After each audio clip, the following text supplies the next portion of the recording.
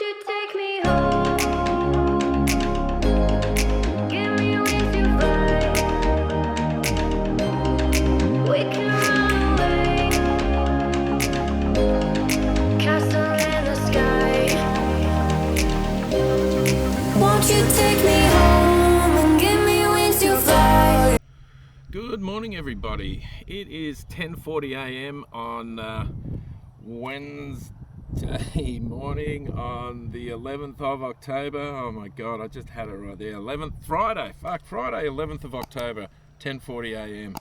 Good Lord, 2 days off. Anyway, I'm on my way to Grantville.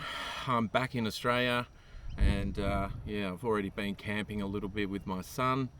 And now he's gone back to his mum, he's gone back to school, so I'm heading off on a little bit of a bike ride. I've got to be back by Wednesday because I have an ultrasound appointment on my right shoulder. Something's happened there, fuck knows what. But anyway, so let's go to Grantville, piss fun around there for a little bit, and then I'm going to go to the Bass Landing. I've been there a few times.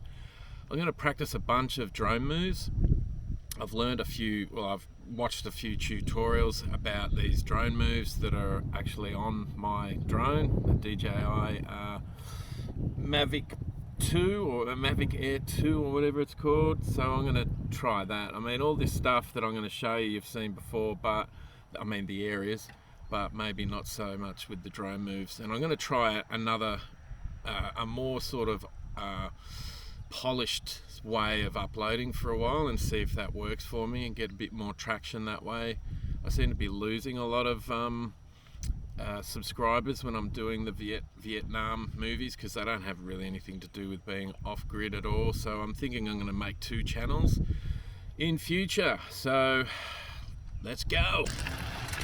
So lately, I've just come back to Australia a few weeks ago, but even before then I was trying to stay off bitumen roads, sealed roads as much as possible. Main roads, I mean. So the reason being is that it's too dangerous where I'm kind of situated, and for me to get out of where I am, where I store all my stuff, etc. The roads are not very kind in certain areas. Very, very dangerous. There's blind spots, and nearly caused a few accidents there, and nearly been run over a few times. So what I do now, it doesn't matter where I'm going, I try and find the back ways. Whether they're bitumen or gravel, it makes no difference. Obviously bitumen's nicer on a country road, but the gravel roads seems to be less cars coming down there. So it's a good thing for me, but the only issue is for me to do that, it takes longer. It's usually like today, it's an extra 5 Ks to get to my first rest stop on the way to Grantville. But if I was going down a bitumen road, it's only 13 Ks. So it's a massive difference, but for the anxiety levels, it's a lot better. Now, the thing with the gravel roads is corrugation. Corrugation can really upset your whole day, so to speak. And to begin with, I tried looking at Google Maps, Street View, but it's pretty hard to tell just from that whether the road or the gravel road that you're going down has corrugation or not. And even if you were to see that it had corrugation or no corrugation, that area view was taken some time ago, so there could be corrugation there now. So it's a bit of hit and miss. So what do I do if the corrugation is really, really bad and I look ahead and I see, oh shit, it's just terrible? Well then, unfortunately, I have to go back to a sealed road because it's just too much wear and tear on this bike. And physically and mentally, it is absolute nightmare. You have to go slower than walking speed, and but other times, the corrugation only lasts, 50 meters, 100 meters, and then it smooths out, and it's a bit patchy like that for the rest of the trip, but it's not bad. And other times, the entire road's corrugated, but it's only very slightly corrugated. So you know, you just go a bit slow, and yeah, it takes you sometimes twice as long to get to where you want to go.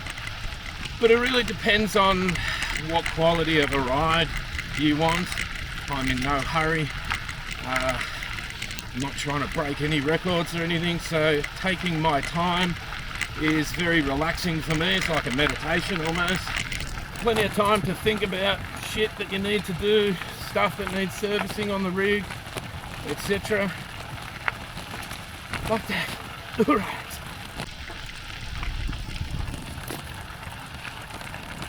Okay, so I'm on a gravel road now. There's been a few sections of it that have been a bit corrugated. One thing I've noticed with gravel roads is the middle section doesn't seem to be corrugated, so you can sort of go over there a bit when it gets really bad. You just got to keep an eye out for cars, especially ones coming up behind. But I've been out on the country roads. They give you a friendly toot, or they just come up slowly behind you, and then you sort of realise they're there, and then you pull over. So I wanted to have a quick talk to you about battery power and charging e-bike batteries. In particular, lithium ion. Just coming to a cross section here. No traffic, excellent. And why, from my experience and perspective, lithium ion batteries are not good batteries for e-bikes. Lipo 4s are much better. Lithium iron phosphate, specifically for my situation, because I have solar panels charging the batteries, the e-bike battery and the module's battery. So I have two solar panels in total at 600 watts, and they're both charging the really big 240 amp hour lithium iron phosphate battery, and from there I have it coming back out into the e-bike battery box compartment, and I have a little bit of a system in there where I buck the power up from 12.4 volts up to, I think I've got a 36 amp hour battery in Rigsy. A 52 amp hour battery in Rigsy. So I need a buck boost converter, which I've got a Ming He 92170 or something, about 60 bucks from China, and that bucks it up to about 54 volts, and that does, you know, it does what it does. But the issue is lithium ion batteries will only charge, especially, you know, about 100 watts at a go, and you'll be lucky to get anything over that. So they're bloody slow, mate. So how I counteract that and get at least 100 kilometers out of my battery range in a day is that on this Bafang motor system, the controller has 9 levels of power. Now, I never go over level 2. A few reasons. One of the reasons is level 2 only parasitically draws about 100 to 120 watts of power out of the battery, and because the battery charger, the way I've got it set up, will only charge it at about 120 watts at a go. So that kind of levels out a bit.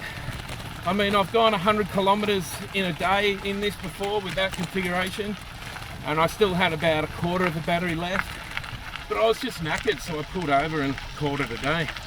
That was on a straight, flat, almost straight, but pretty much flat road with no wind and a reasonably sunny day. So lithium iron phosphate, you can charge those buggers at about 50 amps a go.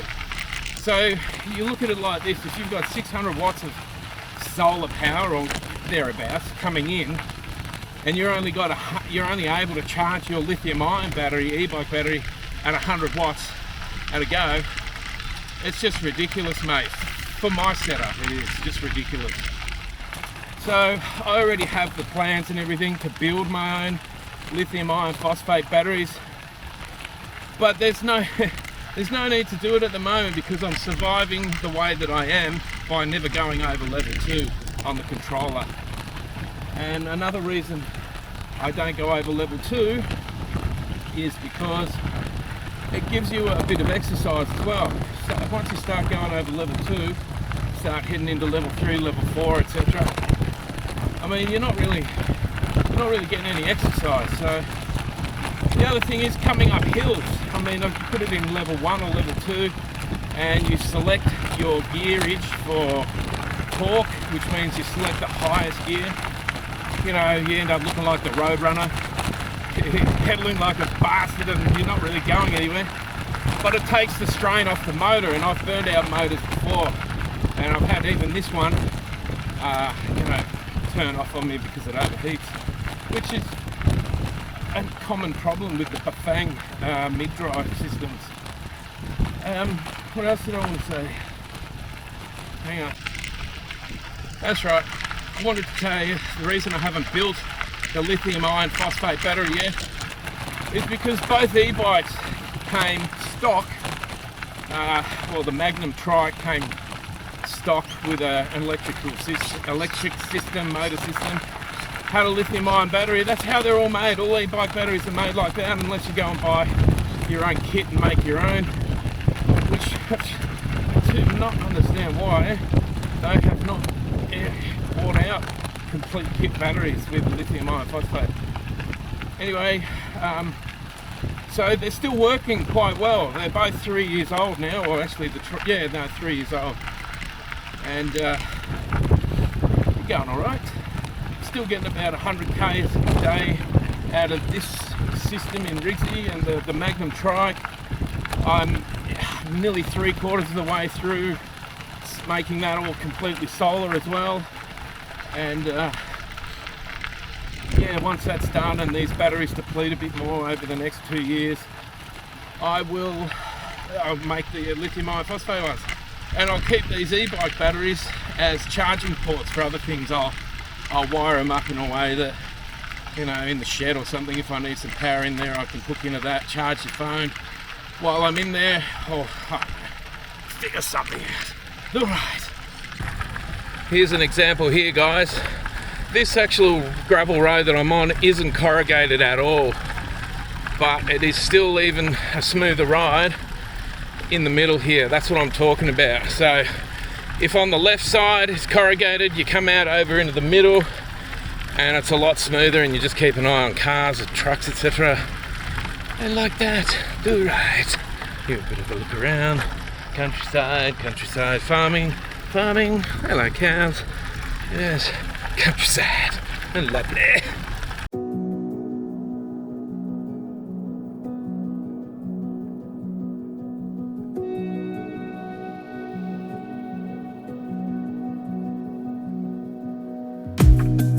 It's a perfect story with you and me. We're like 1,000 voices, all in harmony. Oh, I gotta just say it. You're the melody in my head, the promise of to come, yeah. You're brighter than the sunlight, yeah. I'll never get enough.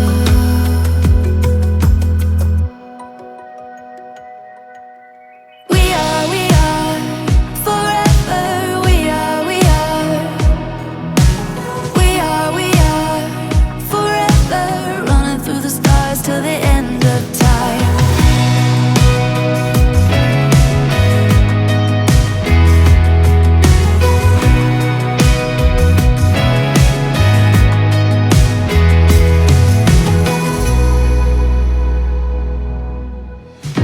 It's not just another story, it's our legacy. All these words on pages could never speak just like you do. Your voice is a symphony to my heart, the brightest of the night stars. Every minute, every hour, every day, just another chance to take my breath away. We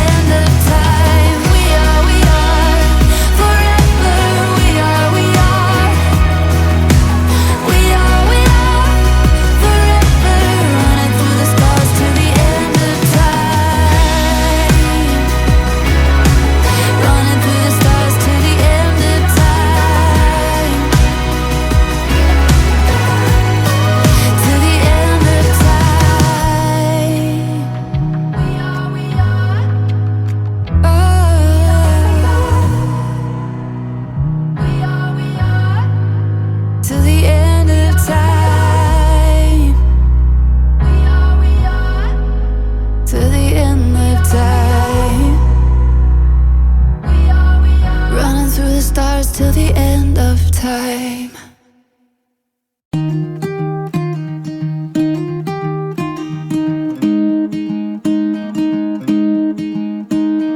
In my eyes you were like dandelions in summertime, always dancing round in my mind, beautiful butterfly. You're perfect in every way.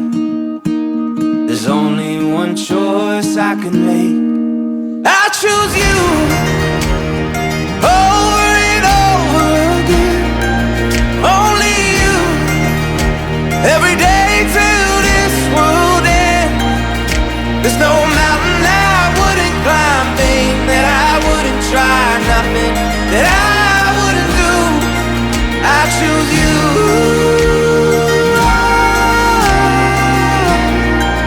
Only you.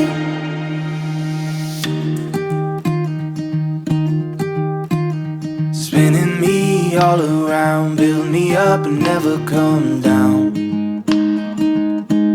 Slowly floating in the air along a wave of... Yes, I had an accident. Remember how I used to have a June awning thing here? And my table, that's all fragged now. I came around a bit too close to this bridge here and ripped it all off. I've actually deconstructed it, it's inside. And when I get to where I'm going, which is Grantville, I will have to fix it. Hopefully I can. Looks like I'll be able to. All right.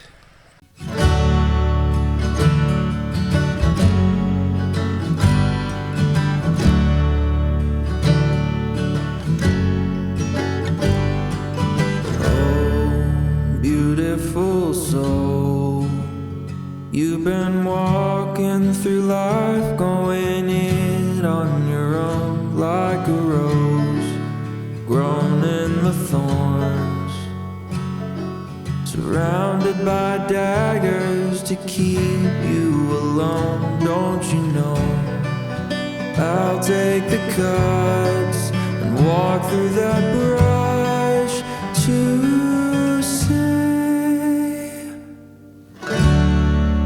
I'll keep believing for you, 'cause my heart is beating for you. No matter what we'll go through, I'll keep on breathing for you.